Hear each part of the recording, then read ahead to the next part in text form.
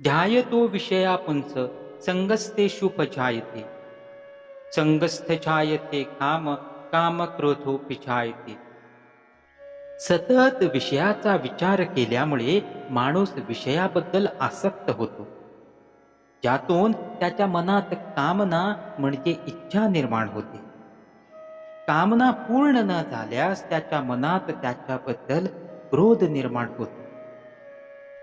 मित्रांनो, गीतेमध्ये श्रीकृष्ण सांगतात, तुम्ही लक्ष्यापासून दूर एखाद्या अडथळ्यामुळे नाही जात, तर तुमचे लक्ष कमजोर असते अथवा स्पष्ट नसते.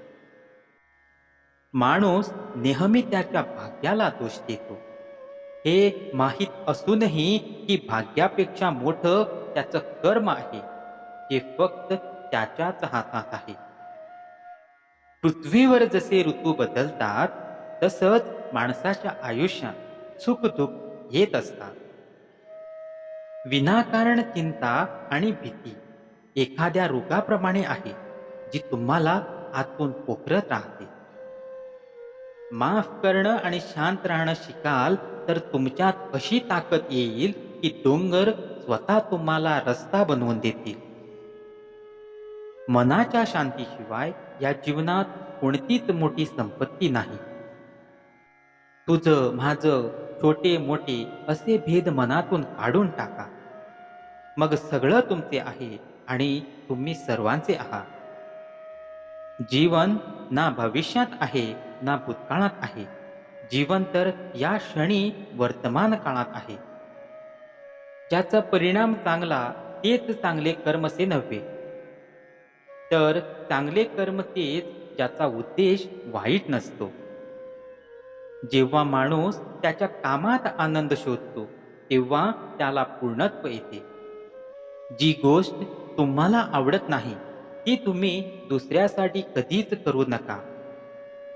आनंद आणि शांती त्यांनाच मिळते जे सर्व इच्छापासून दूर, कोणतीच अपेक्षा न बाळगता अहंकाराशिवाय काम करतात. स्वतःच्या आयुष्यात आहे तसे प्रामाणिकपणे जगणे हे दुसऱ्याची नकल करत जगण्यापेक्षा लाख मोलाचे आहे. सत्य कधीच असं सांगत नाही की मी सत्य आहे, पण खोटं नेहमी ओरडून सांगतं की मीच सत्य आहे. माणूस त्याच्या विश्वासाप्रमाणे असतो. तो जसा विश्वास ठेवतो तसेच त्याचे व्यक्तित्व बनते.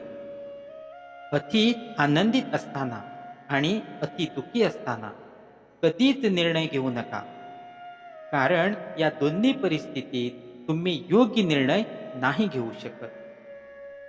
एखादी भेट तेव्हाच शुद्ध असते तेव्हा ती शुद्ध मनाने चांगल्या व्यक्तीला योग्य वेळी आणि योग्य ठिकाणी निस्वार्थपणे दिली जाते.